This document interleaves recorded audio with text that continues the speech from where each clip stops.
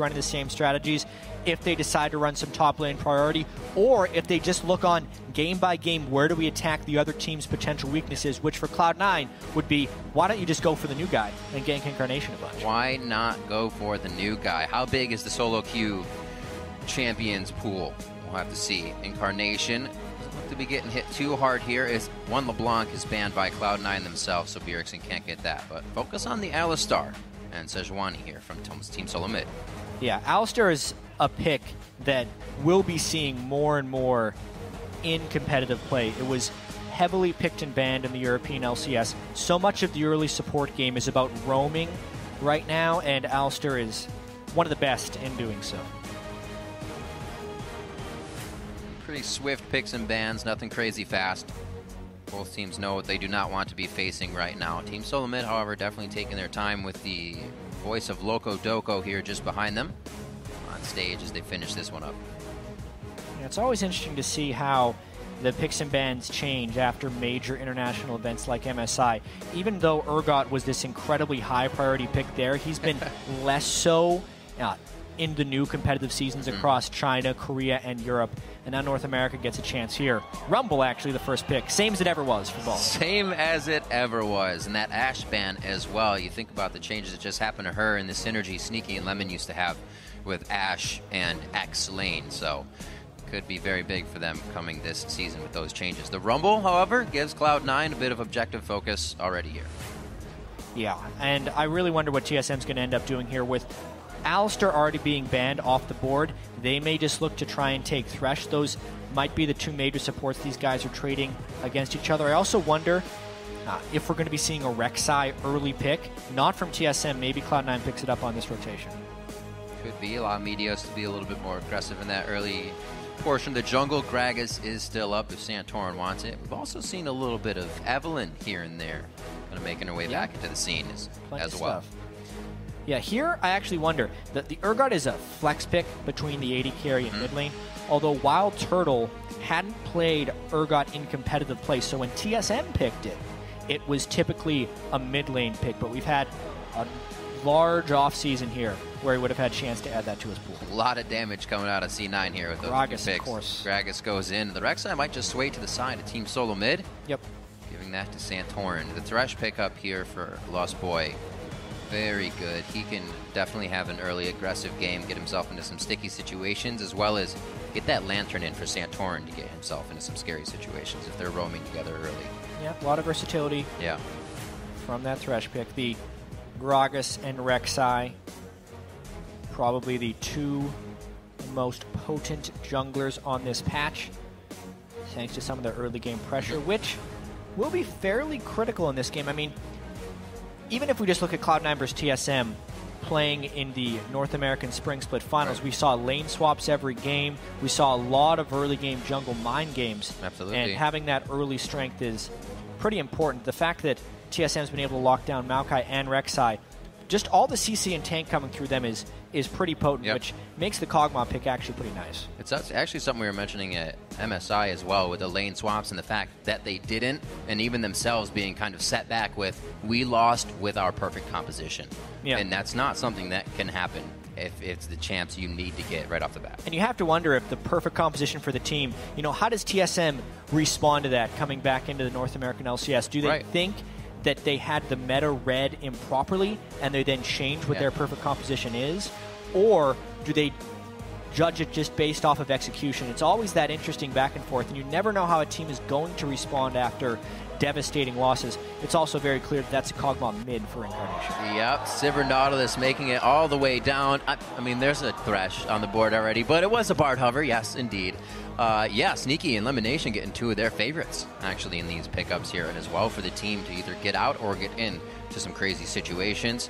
We are looking for the round-off here from Team Solomid. What will they try to counter with? Give themselves the upper hand in this composition.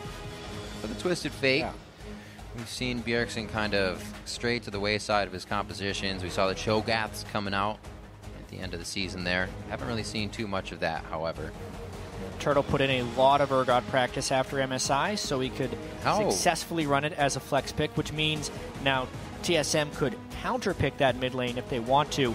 And speaking of which, all champions are enabled on this LCS patch. Viktor had been disabled due to a health bar bug for the largest portion of that last split. But he's healthy now. Now he's back. He's healthy indeed. Last time Bjergsen was playing this champion was IM Katowice, where he was crushing with it.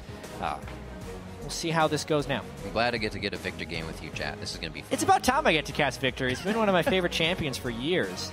It'll work. We'll see if Team Solomid can keep their right head. We heard a lot of the teams saying it was something they couldn't fix, just a tilt of communication, and it could not be righted within the games. Well, they're already in the game here, so hopefully the ship, as I said before, is righted. Cloud9 looking to see what Incarnation can do. What's your idea for this? Do you help that guy out or kind of let him flourish and see what he can do here in his first stage appearance? Well, on AP Kog'Maw, specifically for Incarnation, he's going to have to be turtling out a fair bit of the early lane phase. So if there's a lot of pressure, the only thing that he should be vulnerable to would actually be diving, which generally means I actually think Meteos is going to be more looking to help the other lanes and kind of leave Incarnation on his own. We'll have to see. Charlie getting the notebook from Lemon, making his way over to Loco Doco as the coaches shake hands for our first game here. Coming in to the 2015 LCS Summer Split. It's been a little too long since we had LCS. I was itching yesterday watching the EU games. I was like, I want to cast this fight. And now we get the chance, Patience. and everybody gets to watch because it's going to be amazing. Head over to Twitter while the teams load into the game and share who you think will get the first win of the split. Tweet hashtag C9 win or hashtag TSM win as these guys make huge plays to @LOL Esports. We'll see how you're voting in just a few minutes. Everybody in the crowd is ready. A huge 10 countdown as the show started. And you know what? We're about to be on to the Rift and get our first game underway. Cloud9 versus Team Solomid. We're on the Rift. Good to be back. Good. Cloud9 versus TSM. We got some staples. Balls' Rumble in the top lane. Incredibly impressive competitive record. But we also get to see Wildturtle's Urgot here, as well as, of course, the debut of Incarnation on AP Kog'Maw in the mid lane here. Credit to Turtle for learning that Urgot. Not a lot of AD carries like to play Urgot. They all have to, though. They all start to have to. And Bang's going to start doing it all the time. You got to be able to hit that on an international stage. Got to get your dance off. Make sure you're limber. Stretch the hammies. You don't want to pull anything. And everybody's getting ready to go in for the fight here. Interesting how both teams were actually posturing for a potential five-man invade. Mm-hmm. These teams had been doing defensive line openings for a large part of the split, and now it's actually TSM who bullies their way in for wards. They actually end up winning this one fairly heavily, because what ends up happening when a team five-mans at level 1 is they will invade for the wards, and oftentimes teams will fall back and then slip around the other side of the map to get deep wards of their own. But right now, TSM is the only team that was able to get 2 deep wards. So now TSM has knowledge of the blue side of Cloud9's jungle, but Cloud9 doesn't know a damn thing. Watching last night as well, I rewatched the finals, and something like this happened exactly where Meteos headed over, got a quick ward on the Raptors, so Dyrus couldn't do anything if they were really going to get the split, and he wanted to kind of sapling out the Raptors there. So a little bit of a change up as well for that 5v5 to be pushing C9 off the top side of the jungle. Nice by Team Solomid. We're going to start off with the doubles. It's going to be down at Gromp as well as up at the Krugs. Bjergsen with the one little Raptor. To maybe surprise Incarnation to level 2. Interesting, actually. He got those because of the saplings. So he's got 6 now. He got all 3. He got the 4, yeah. Or the 3, sorry, thank you. I mentioned Fog of War. It was a sapling start from Maokai. One spell over from the mid laner gives him that. Heck yeah. Typical TSM, sacrificing Dyrus' farm a little bit for Bjergsen, but it's a pretty common tactic among Maokais. Interesting how Balls was actually prepping a double jungle with Meteos where he helped with red, but then he realized the lane swap wasn't going to happen, so he had to teleport up to the top lane right away. This will actually give Dyrus an advantage in that top lane. Push out quickly as well to Bjergsen. They make sure to put a mark on that mid lane immediately and try and make him at least blow a flash. Nothing, though, as he's playing it safe for now, but you can see right off the bat, if you can get Incarnation just a little bit, they're going to try to, even if it was just a few CS or a bit of health. But so far, it's working in favor of Bjergsen still because of that knowledge. And now Dyrus moves in. Yeah, a lot of this is just based off the knowledge that was gained by TSM from the level 1. They had the deep wards, Cloud9 didn't. Therefore, Cloud9 had to guess where TSM was going to be, and they guessed a little bit wrong. So Balls was late to the top lane, which allowed an invade from Dyrus, which gives even more knowledge now to TSM, meaning they know where the Gragas is. and it allows TSM to play the rest of the game with knowledge of the jungle. And really well done by Dyrus. Still up in CS, even leaving the lane for that situation. So just timing everything perfectly. This is going to give Santorin time to work on whatever he wants. He's already down inside the Raptor camp on the side of Cloud9. Just getting some wards in. He wasn't able to pick up some resources just yet, but he does sneak right around Lemon there. I don't think he saw anything about it. Maybe he did. He's heading back down. Thinking about a counter gank here if it happens. Interesting sneak there by Meteos. He's waited long enough from when he was in his jungle that Dyrus would be playing overly passive to not do much, but the wave's in an interesting spot here. It'll be tricky if they wanted to gank Dyrus. Meteos, not his usual self here. He usually spends a larger portion of the early game just farming instead of doing a very slow through the top lane gank. That's going to set him back a little bit and maybe open up an opportunity for Santorin to pressure. Slowly waiting for one more step up, waiting for that wave to collapse in as well. They can't get the gravity field out in time. Incarnation flashes away. Got used to saying that name. And his flash will be down. Maybe a rinse and repeat here for Santorin. Yeah, I mean, we can talk about Viktor for a little bit here. Early on in the laning phase, he's not devastating, but Kog'Maw's early laning phase is also quite weak, adding to the fact that Rek'Sai's early ganking needs to be respected, and the fact that Bjergsen has had knowledge of where Meteos has been the majority of the early game kind of explains this large CS gap that is opening up, just based off the knowledge and the general matchup. Bjergsen playing it very well, and maybe Incarnation could have picked up 2 or 3 CS that he didn't time properly with his last hits, but outside of that, there's not much more he could have done. Saw a few of those Qs actually just missing some CS, and they died to the minions as well. Maybe some jitters. Definitely already getting more help from Meteos here, so on the side lanes to do what they can to keep the pressure onto TSM, coming from Cloud9, I should say.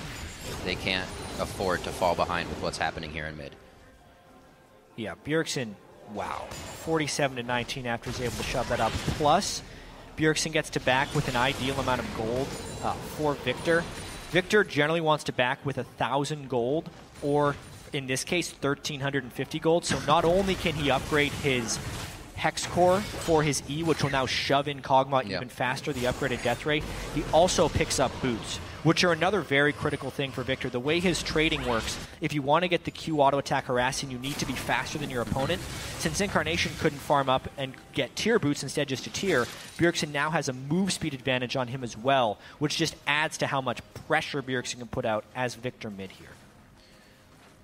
See where Santorin decides to go. Looks like Bjergsen should have a hold on this, so we may get a little more effort to the side lanes from Santorin. Everything seems safe, though. Charging up the tiers, Wildturtle in the bot lane. It seems like they have come into this one with a straight head on their shoulders, and everything is at par right now. Balls in the top lane, 44-45. Didn't really have a CS deficit, but he has completely evened out the few he was behind. Neither of those guys have backed just yet, so if a teleport were to come into play, they're only going out with these first items that they purchased.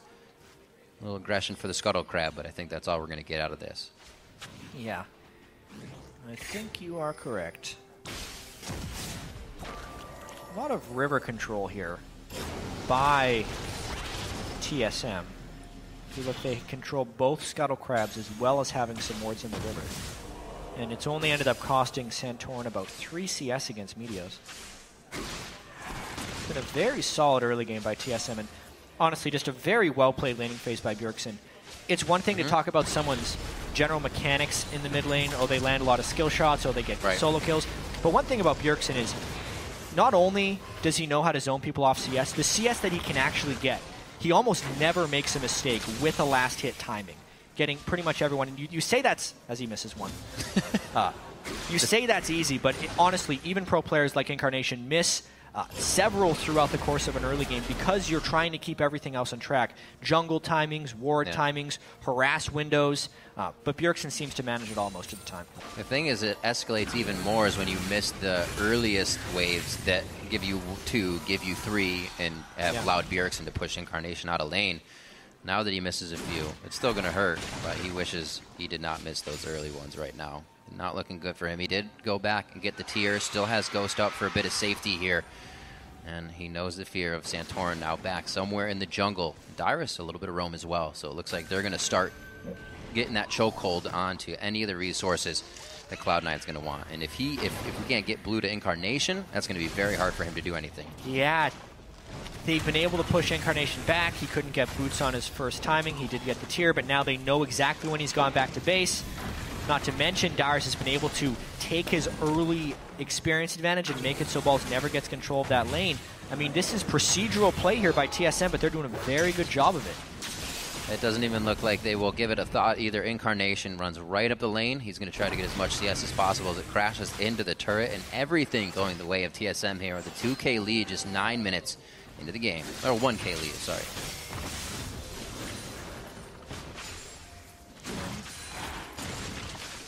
Always wondering how Cloud9 will play with the roster change. No High here to try and help him out. Santorin, big time gank coming down on a Balls. Who's pushed up?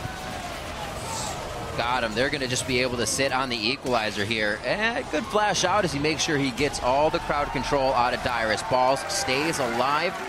I don't know if we're going to be able to get anything from Meteos out of the bottom here, but it would help a lot for C9. Another gank through the lane there for Meteos. They don't even have brush control for this gank, so a sweeper on LemonNation, but he hasn't swept that brush. I think it might just be a brute force type thing here. Getting out of there. It's a lot of people. Cancel TP. Yep. Interesting. It would have been a Rumble teleporting in without an ultimate. But knowing TSM had no teleport support, this could be a tower for Cloud9 if they want it. Smart play overall, actually. It looks like Balls may actually get to the top lane and stop Dyrus from doing too much damage to this as well. Dragon's up. But with that teleport stop, I don't know if C9 feel they have the majority to take this bottom half of the map. Incarnation is just set so far back by that laser, and now not having blue, he keeps eating that damage. Still about 40 CS behind. Bjergsen. I really like what Bjergsen's done with his Viktor build. He's gone for the second upgrade of the Hex Core, so he's augmented his Q as well. And what that does is it gives you a quick move speed burst every time you Q.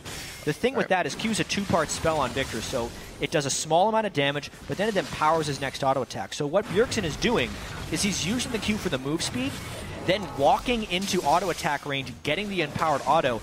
And the extra thing is with Viktor's Death Ray, it's an instant cast from the point of origin. So when he gets close enough to be in auto attack range, it's an undodgeable Death Ray, which will always hit Incarnation. So it's this incredibly reliable, high potency harass that he is pushing Incarnation out of lane with.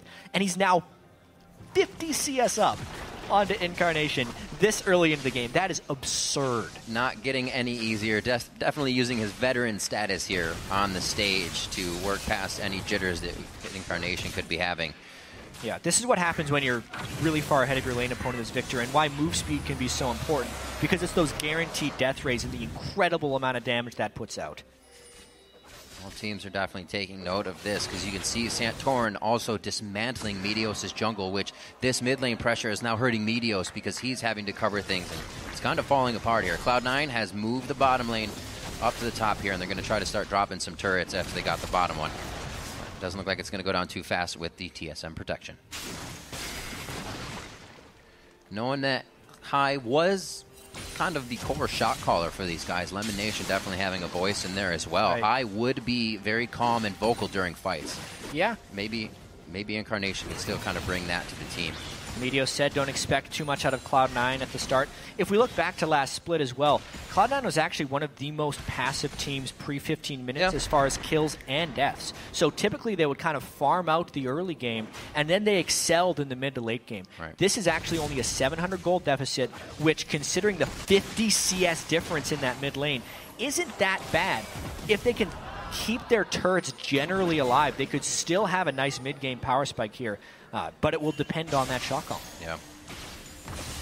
A lot of pressure going towards Incarnation every so often. They don't stick with it, though. If they don't hit him, they leave, and they'll be back within a few minutes. It's not a tunnel onto this guy to kill him. They know exactly what they want from the side of TSM. Just banking on this 1,000 gold lead. They're getting pretty much everything they want. Slowly, but surely. Should be a trade here. So 2 turrets now for Cloud9. Hopefully some deeper wards can be placed to stop anything from coming out. get Santorin's location. Still taking Meteos' jungle, though, so I guess deep wards aren't really helping because they need him defensively right now. And Incarnation is just so far behind on his item timings. Normally you need Tier and then Ludens onto Kog'Maw before you even get there. He's still 500 gold away from his needlessly large rod, which is really far behind. Although Dyrus is pushed up with no turret. Bad place to be. Cast on the hunt. Doesn't look like he's going to get any help up here. He should go down eventually. The rest of the team is working on Dragon towards the bot lane. And Dyrus is going to go down for the better, you could say. Somewhat. If Meteos is going to be up there, though, that's just not a place that Dyrus needed to be. It's true. Not necessarily respecting the move speed buff from Sivir and the chase potential of Gragas. But, of course, the team was getting Dragon, so at least they win something out of it.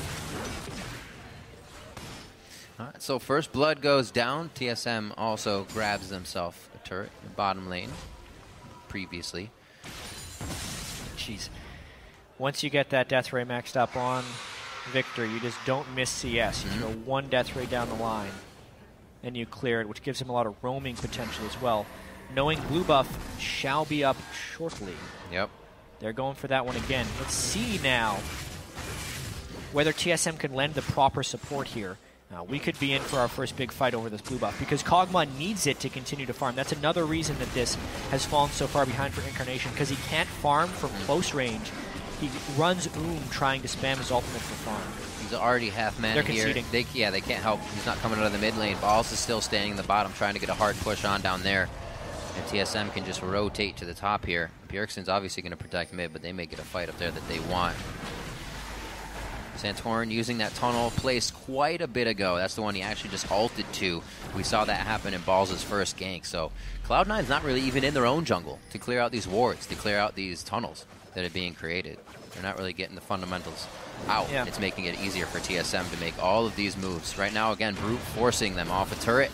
Cloud9 has had to find these when TSM is away and doing other things. And wherever Viktor moves is where Cloud9 has to move away. Yeah. Because of how strong Bjergsen is right now with that 161 CS, less than 16 minutes into the game. More than 10 CS per minute at the moment. So it's a rotational game right now for Cloud9. They do not want to fight TSM, and it's on TSM to force the right objective moves and not get themselves out of position, because team comp-wise, there's actually some really good mobility on the Cloud9 side. The Nautilus Sivir combo, as far as catching people out, is very strong, not to mention the Gragas initiation, so it's feasible for Cloud9 to get picks. They just have to not be outnumbered when they do so. I can't recall. Does Viktor Ultimate stay alive when you die? Yes, but it will not follow the target. Okay, right. So it stays still. You no longer can control where it goes, but it'll definitely persist. Because I'm thinking if they bounce Bjergsen in, he could die fast to this composition. But if he gets his ult out as well, that could be a severely big error. So we'll have to see. Definitely an option to get the fight in there. They have to get a good flank on. Some forward wards placed by Cloud9, or at least catch TSM when they feel confident enough to go back in for blue, go back in for something that's not theirs. But right now, that's difficult because everything seems to be theirs in this game. Just 16 minutes in, coming out very strong for the first game of the summer split. And it seems like, well, they may have righted their wrongs to MSI. That was still international, so that will loom. Yeah. So we get to see them play that style of game again. Well, they haven't fallen behind in the early game, but they also haven't made too many aggressive moves. That's also because Cloud9 has been conceding a lot of things early on in the game here, and they still have to be wary of when Incarnation eventually finishes his Luden's Echo, which already 17 minutes into the game with this tier is very slow. 410. As far as Luden's Echo timings go, it's a 1,400 gold deficit he faces to Bjergsen in that mid lane. That's almost the whole gold deficit for the game. Yeah. It's just based off the mid laners right now. But he finally finishes Luden's. Oh, there's one good thing that can come of this is he will now know that Bjergsen is going to come at him hard in the mid lane. He did not give up one bit. He definitely took it to Incarnation as he would any other. And Incarnation did not know what was going to happen. Even with the pressure of Meteos in the beginning, Bjergsen said, oh, there's Meteos. Let me pressure even more now. Yeah, just so far a good plan here by TSM. Nice little 5-man invade. They catch Cloud9 also sitting with 5. They're able to get deep wards at the start of the game. TSM then tracks Meteos very well through the early game. Bjergsen gets his first item timing when Incarnation does not. He uses that to bully the lane. The rest of the matchups have been going fairly well for TSM. The roaming hasn't provided any kills really for either support, but the carries themselves are farming up fairly well. Yep.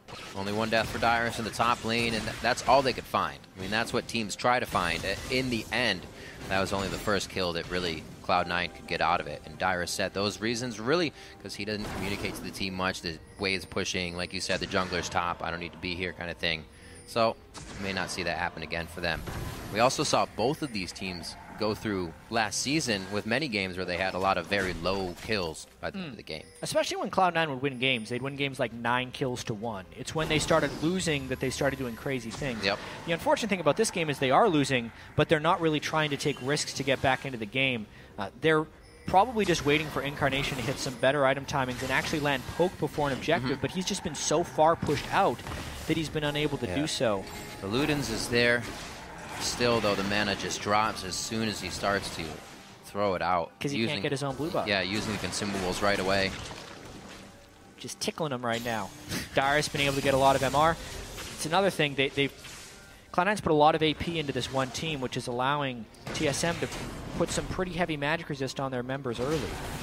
Bjergsen with the Abyssal Scepter. Great buy in this situation since it's Rumble, Gragas, and Kog'Maw. So much aggression. Hooks coming out, the lasers, Dyrus walking in as well. TSM wants this fight, whereas Cloud9 is kind of saying, we can only take this if they make a mistake. And they're already backing off wholly from this, knowing they don't have the wards, except for one right there on Wildturtle. Slowly moving back in. LemonNation looks like he's going to be the meat wall in this one. Sneaky's still holding the ultimate. Yeah, TSM will take a fight if Cloud9 engages, but don't expect TSM to go crazy here. Nope, there's Dragon. They also have crab control. It might be difficult to fight in, even with on the hunt, and they make it out alive. Doesn't look like there's going to be much of a fight anywhere for that one. Another Dragon over to TSM, and Cloud9 hadn't even been pushing middle, something we may have seen previously, that they kind of take control of something, move TSM off it, but they're a little late to that.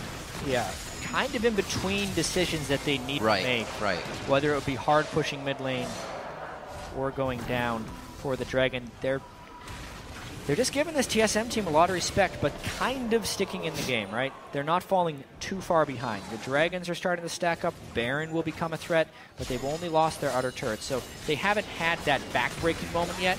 They're just getting kind of scratched out right now. Watch this. Near impossible to push this guy in.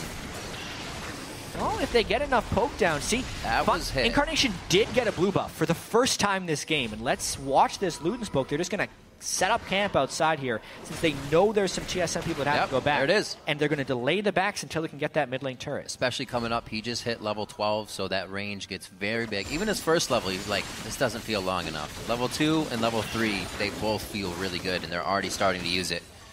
Incarnation moving up with the tank line of LemonNation and Meteos with him. Looks like Meteos is still going to stay in the jungle, make sure they can get their wards pushed forward, and the first time they're really starting to put their foot down here. They did catch TSM after that Dragon, but we'll see if C9 can follow up with this and keep it going. Yeah, all you need on an AP Kog'Maw, Ludens and a blue buff. Plus tier. You did it. So much base damage. Stayed alive in lane. It was rough. 231 to 171 there. Now, as a full team of 5 cannot be stopped by just Dyrus himself, and the team isn't really ready for it. Bjergsen actually wants to get his blue along with Santorin, over protecting that turret. They feel like the fight overall may be theirs, so not worried to give this up. Yeah, poor play there by TSM. They heavily prioritized a blue, which isn't necessary at the moment. Now, they kind of sent half of their defense up to the top lane when they could have lost the turret anyway. They're going to try and get this mid turret down, but with home guard boots, Cloud9 can get back pretty quickly. It's going to be close. A little bit of Black Cleaver love for Wildturtle, along with his Muramana that actually just finished. And that is 586 on Incarnation, so you can kind of see the difference between their tiers stacking. Yeah, so by the way, Black Cleaver and Muramana are insane on Urgot. Not only does Urgot's Noxian Corrosive Charge, the thing that locks on his Acid Hunters, give you Armor Shred, it also ticks physical damage very frequently, so basically he lands E on someone, and once his E is max, it's going to shred 50% of the opponent's armor for one spell, because that's the way Black Cleaver and the E will take. You might as well just get naked. It's going to help him out real heavily in these team fights. We'll see. Stripping people down. Here comes Wildturtle from the top. Oh, he's taking some poke, actually. The rest of the team gets cut off as they weren't exactly dancing together too well. They're still going to stay safe on this one. Looks like we have Sneaky pushing up in the mid lane. He's going to call some pressure over. He should be able to just walk right out the bottom as he clears that with a boomerang. So Cloud9's kind of giving TSM the dance now. They're able to protect a few things and also push them off with the turrets. Looking better. The longer they do that, the better the chances are for Incarnation to get a little bit bigger, a little bit stronger.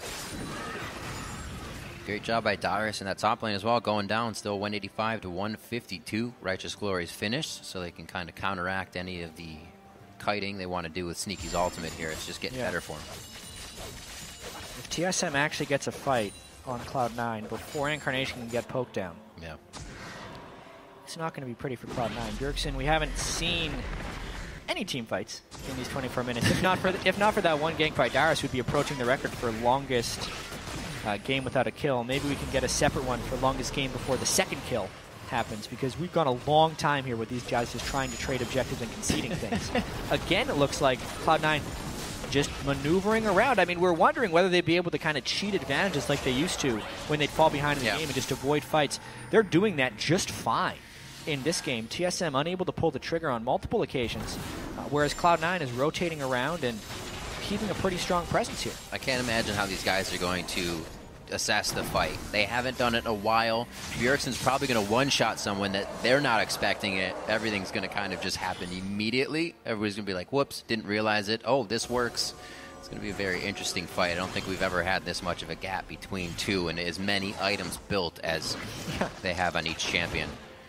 1-0, though, 25 minutes in, as both teams are weary of making that big mistake. Yeah, well, this is where the dragon denial actually comes in. Notice how Cloud9 conceded the first two dragons, but that dragon number 3 is often the straw that breaks the camel's back in many situations. Oh, there it is.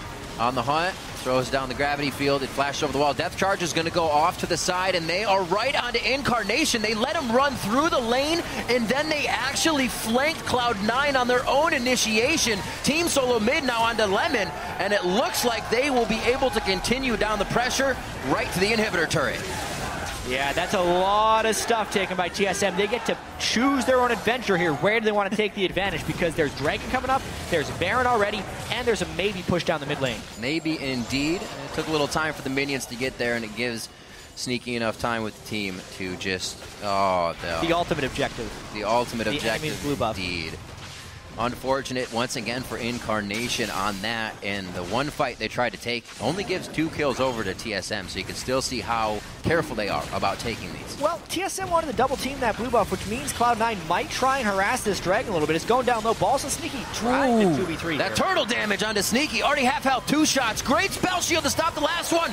Sneaky can't get another shot on a turtle. That lantern was amazing by Lustboy. Now Balls overheats in the fight. Lemon stuck with the rest of the team, and Meteos on the top side here. So split on either side of the dragon. Nobody going down just yet, but they finally find all the HP of Bjergsen and cut him down. Both summoners used there, and it looks like TSM backs off. They do get the dragon. Yeah, TSM tried to take a little bit too much there. They wanted the blue buff and the dragon, and then that ensuing fight actually led to them suffering a casualty there. Bjergsen lost his blue buff, even though now he's been able to pick up a death cap, and Cloud9 kind of stays in this a little bit. Being down 3 dragons to 0 obviously is an incredibly hard thing to come back from, but at least the gold is still close. So one more tier stack by Incarnation, and he's all Seraphs embraced up, so that's good for him. We saw the damage there coming out of Wildturtle in the fight versus Sneaky. Everybody kind of can gauge the damage now. They know what they're going up against in these fights. Baron is definitely going to be an option quite soon. Cloud9 would love this. Dragon number 4 means even more of that ticking time bomb number 5. And getting Baron would easily help them push down a few of these turrets here. They need it. Getting flanked that hard on their own engage was not what they wanted. Yeah, I wonder when Dyrus will pick up home guard boots, because there's a potential that could be a game-changing fight. All TSM is worried about right now, I feel like, is just getting on Incarnation and making it so he can't poke. If Incarnation can stay in the back of these fights and poke, it's going to be huge. Watching this fight once again, it's a very slow collapse in by both teams because the Dragon was so contested and slow since it was a 2v3. Watch the positioning here. TSM had to respect this, but Bjergsen tries to come in the side with a flank, and he doesn't have his ultimate because it's been so recent since the last fight. And Meteos singles him out very well with the body slam for the stun and the ultimate to knock him back, which is what Meteos is going to want to do in pretty much any of these fights. Meteos needs to track his cooldowns very, very well because he wants to use his ultimate to disrupt Wildturtle's position reverser, which is very key, but also he wants to use it to throw Bjergsen back, so it's really whichever one or opportunity comes first. And it's difficult. He's basically the only one. You have Depth Charge and Anchor Toss, but those aren't going to hit immediately. So you're right. It's going to be quite difficult. We did see, though, that caveat of grabbing Bjergsen with his ult down. You said he isn't able to crush everybody right away in the fight. So if they can keep doing that, kind of that is their prerequisite for the fight, they should be okay. He, however, has grabbed himself now a death cap. Also on that leveled up trinket. 315 CS to 227, just about 100 over right now in Incarnation. This is, like I said, Seraph's Embrace has been finished. A little more protection from him, but I don't know if there is enough peel unless LemonNation is hip and hip with him and Meteos in a fight. Yeah. It's going to be tough. The peel will be rather difficult. Sneaky, known as the best AD carry in the North American region, though. Yeah. Especially going Blade of the Ruined King, so he's going to try and peel a little bit for himself. It's always an interesting choice between Bloodthirster and Blade of the Ruined King. This time with Bork, a lot of that has to do with some health stacking going down on the other side between Dyrus and Santorin, but not much armor. Plus, when Rek'Sai gets close and knocks him up, being able to use the Blade of the Ruined King active and then shoot backwards, especially on Sivir, who already has a lot of move speed from her passive and ultimate, will make the kiting very potent for Sneaky.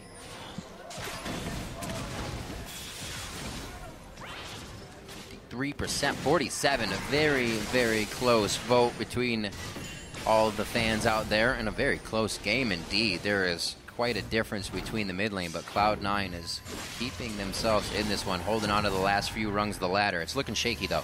A few more engagements like what we've seen from TSM, and the inhibitor turrets will be no more. We can already see Incarnation ready for what could be some of the final battles. The Sorcerer Elixir there for him for a bit more damage since he's behind, and already puts another Blasting Wand in there. Yeah, meanwhile, Bjergsen's already consumed his. Bjergsen's sitting on 640 ability power right now. A massive amount for only being 31 minutes into the game. And they're just trying to control this blue buff area. I mean, if TSM gets enough vision up and keeps Cloud9 out of this area for long enough, they don't actually need to worry about having sweepers down because they would be able to keep them out and know there's no wards. But honestly, it's really all about just this blue buff denial over and over so Incarnation can't poke them. Oh, he got it! Did he? Caustic Spittle for the win. Whoa, that is such a huge potential swing. With the blue buff onto Kog'Maw, it means TSM can't safely go in for this Baron because the poke can persist from Incarnation's Cog. What a game-changing steal there. Big. Now they have even more wave clear as well, so coming up to the turrets for TSM gets that much harder, that much easier for Cloud9. 40 on Dragon, a pivotal time here to get that blue buff, and you can see Incarnation. He's not spitting out loogies willy-nilly. He's still got a full mana bar, and he is waiting for the fight to commence. Slowly but surely, the teams now are warding each other out here. Meteos actually gets popped, so he's forced to use the Raptor. And it looks like they are going to be setting up 20 seconds before I think we get our first real fight here in this game. Both teams are going to have to take it. Number 4 is too big for TSM.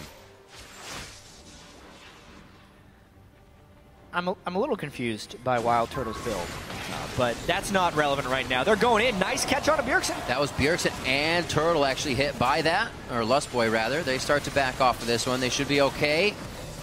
Sivir ultimate's used on that one. I was just saying the Righteous Glory would bring them back in range and kind of negate that distance, but everybody had a little too much yardage on each other, and now back down towards the Dragon. They remember the objective at hand. And it looks like still, now that's actually, pretty huge. I should say Equalizer down, as well as Sivir ultimate. 3 ultimates down for Cloud9. No ultimates down for TSM, although Bjergsen is sitting at half health without heal. Tries to zone there. This could be Dragon 4. It is. Dragon TSM should 4, fight. that puts the timer on. C9 has to do something big before 5 comes up. That's 6 more minutes, and so far 1 kill onto Dyrus is going to help that cause. Looking at Turtle now. Lustboy puts up the box. That's going to stop the rest of the team from clearing through. It's the flash body slam on a turtle. Balls picks up the kill. Anchor toss just missing Lustboy, but there should be enough to take him down. And that's Incarnation with the living artillery, picking himself up one. 5-3 now. Cloud9 on the board with a few more kills. Such a strange fight right there. Cloud9 was down 3 major teamfight ultimates, and TSM had all of theirs, yet they decide to split after the Dragon fight, not commit for anything powerful, and just let Cloud9 kind of just mob through them. Yep. Even though I think TSM would have won that teamfight, TSM got 4 Dragons, but at what cost is the real question. This Baron's going to go down.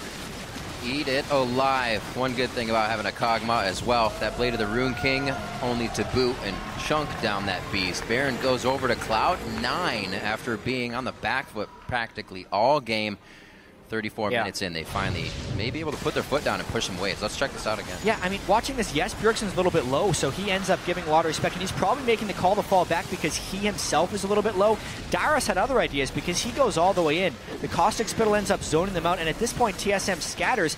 If only they could have stuck together and all fallen back through the same choke, that would have lined up for Bjergsen's full combo to kill the team. But TSM splits up. Cloud9 stays together, and they also avoid Bjergsen, kind of the two things that need to happen for them to win a fight. But with 3 ultimates down, it's remarkable that they could win that fight. Remarkable indeed. That blue buff Incarnation got back as TSM was stealing it, wore off just as they got to Baron, so it was perfect for that Dragon fight, and it really did become one of the bigger plays that Cloud9 has had throughout this game. See what they can do here at their first set of inhibitor turrets. TSM really hasn't reached this point yet. They had a few good fights and then were staved off. Cloud9 here a bit closer now with a chance to keep going as the ultimates that all 3 that they used are back up now. Yeah, and the Baron buff. TSM with people back in base, although the tower sieging from these two teams is not that great. Yeah, Sivir and Urgot are the AD carries trying to get up both sides, and this is a brute force teleport engage. Dyrus coming in from the backside there. Did not see that, but Cloud9 forced to use the Sivir ult to put themselves back in the fight. There's 2 for Incarnation. Looking for a 3rd one. Actually puts more damage onto Turtle, so he cannot stay in the fight. Bjergsen with a sliver of health gets out of this one, and it looks like they are going to have control of the inhibitor.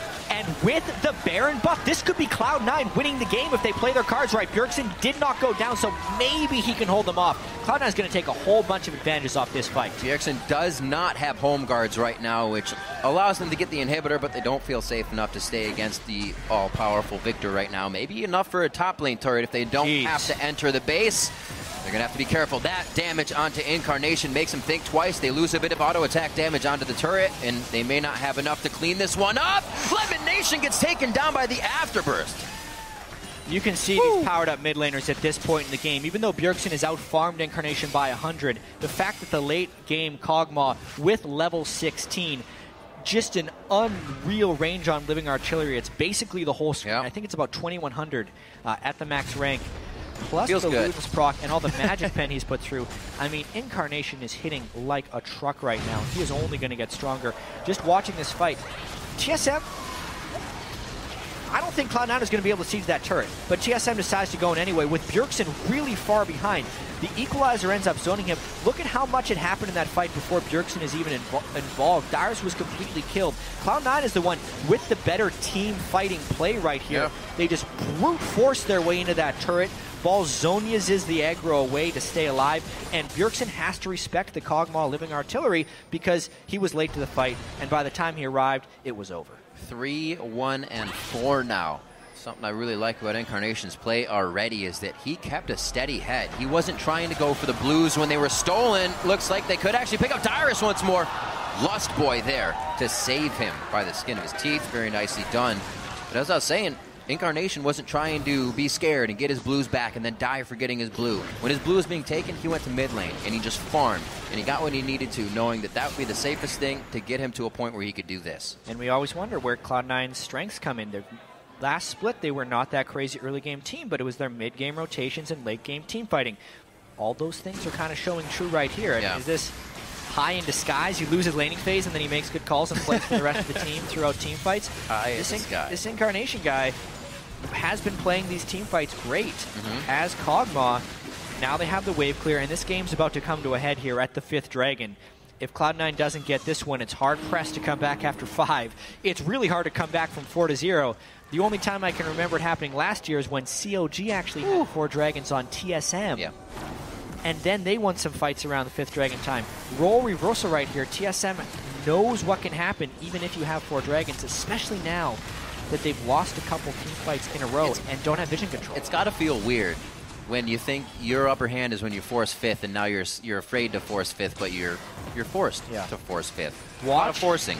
Watch the pre-fight poke here from Incarnation. That's the key. He has a blue buff, which is huge, and they end up fighting up top. Incarnation's around the wall. That's Balls looking to throw down. Go back and forth. A lot of good damage done on both sides here. Mostly the LemonNation, though, as you look at TSM's health bars. They aren't feeling too good. That's the equalizer. Splits Dyrus from the team, but only for a little bit. Goes for the flash body slam just in the middle. Did not get them. And they're able to react. Bjergsen very low, but still fighting from the outside. And that's going to be Turtle going down. All summoner spells used by him before he got that off to give the team a little bit more oomph in the fight. 50 seconds just about on the members of C9. There's another one down as Bjergsen pretty much one-shots out into LemonNation. TSM is just kind of getting the stragglers right now of C9. After this Dragon, it's going to be a very hard push, possibly towards the top lane if his bottom wave doesn't push fast enough. Yeah, Meteos went for the hero play, but he couldn't get the stun or knockback on a Bjergsen. That's what ended up losing that fight. The poke is still pretty immense, but the blue buff is gone from Incarnation. Here we go. Dragon goes down. That is going to be Santorin's. They have 5. They have Aspect. And top turret, rather, bottom of the inhibitor is taking some damage. Woo. So 5 dragons for TSM. They managed to survive that fight. That means a whole truckload of AP because that doubles all the previous bonuses, which is massive for Bjergsen. The minions end up taking down a turret on the side. Oh, so close on TSM's Nexus turret as well. The minions were so close to taking that down. They home guard off the base. It should be all right there.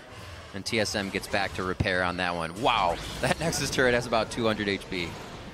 So because of the double bonuses from the 5th aspect of the Dragon, and the fact that the Hex Core already gives 168 ability power to Viktor, Bjergsen's sitting at 891 AP right now. I'd say that's a lot. The rest of TSM still pretty tanky, but honestly, aspect of the Dragon helps you within a team fight. Yeah. If TSM can't actually get fully engaged with Cloud9, which was kind of the struggle at the start of that last fight, and if Incarnation can successfully poke before a fight, Cloud9's actually still in this one despite being down 5 dragons to 0. Also, as we saw in that play, which had to have been set beforehand, was that promoted minion taking down that top inhibitor turret as well. So Lustboy had already thrown that on throughout the Dragon, minion. The fiasco. They had things planned ahead. They're setting the chess pieces in order before they really need it. Oh, the red carpet laid out for Team Solomid nicely from Balls there. They're going to take quite a bit of damage. It may be enough to finalize a few kills in this fight. Balls over the wall, but then he just Zanyas, and he's able to keep enough damage onto Lustboy along with Sneaky to get another kill. That's going to be Balls going down by the hands of Bjergsen as he starts to make his way out with Turtle. These guys are trading back and forth very nicely on priority targets. What a fascinating game here. That actually counts as a win for Cloud9 because all they're trying to do is withstand this 5th aspect of the Dragon buff. It's a 3-minute buff. It'll fall away in about another 65 seconds, so TSM may have lost their ability to force Baron with the 5 Dragon buffs, and this is all because Cloud9 was willing to make a call and go in aggressively. As soon as they see Bjergsen isolated from his tank line, they throw down the Rumble ult. That's immediate. Then Meteos just goes to look to separate them. Bjergsen back, Santorin forward, and the rest of the team is there supporting damage. As far as team fight coordination this game, there's been one small misstep from Cloud9, and that was in the 5th Dragon fight where Meteos missed his flash body slam. Outside of that, it's been Cloud9 finding the small windows to take down TSM and making it count. Incarnation getting another blue. Very necessary for him. We already see elixirs coming out and a few other champions. Balls has one. Sneaky's picked up a Quicksilver Sash. Easy to say. Looks like everybody's getting the full items here. You're not going to be able to do much more on either side. A promoted minion also just came out from Lustboy. It looks like that was just right down the mid lane. Yeah, it's always good to track those guys. Where did you put it, actually? I'm trying to find it. Somewhere. It'll pop up. Yeah, either way, this is now... The 5th Dragon is gone. So Cloud9, if they were able to fight them with the 5 dragons, they can definitely fight them with 4. Knowing there's no turret behind TSM, you can see TSM actually has to give this a fair bit of respect. Death cap completed onto the Kog'Maw as well, so he's a full item behind Bjergsen, but just as potent in teamfights, just because AP Kog is ridiculous. It's a bottom lane beauty down there with the big wave. Plus, the hyper late game Urgot versus the damage output of a Sivir. Unless Wildturtle can swap Sneak in and kill him quickly, the Sivir will be doing more damage throughout the fights. 5 dragons down, now only 4 dragons down. Cloud9 remarkably still in this game, trying to win their debut with their new mid laner Incarnation. Oh boy. Well, they can definitely figure out what's going on and fix mistakes mid-game with this composition already that we've seen. We know that Incarnation, as we said before, can keep a steady head in the game. Meteos was back and forth, although having a bit of trouble in the jungle at first, finding ganks. Oh, man. Still kept the team in for the fights, and that promoted minion was in the bot lane. Yeah, and it's doing work right there. Lustboy finding the right lane, perfect lane to promote the minion, because they know they're going to be playing this around the Baron right now, and someone needs to go down and deal with that giant minion wave, but they have to fight now. That choke point, though. That Luden's hit coming out as well. They're going to wipe down Team Solomid here. Bjergsen very low, can only do a few things from the outside, and he might cast his last ability here. His death comes from the explosive cast, and a slam of the belly coming in from Meteos. A triple kill for Sneaky. Ball's chasing out Dyrus, and potentially an inside the park ace here, as Dyrus won't be able to do much for the team but run away. That choke point that TSM walks through, Cloud9 again finds the fight, giving up 5 dragons throughout the game, but now with 50-second death timers across the board, and Maokai is the only one surviving for defense. This could be Cloud9 winning their first game.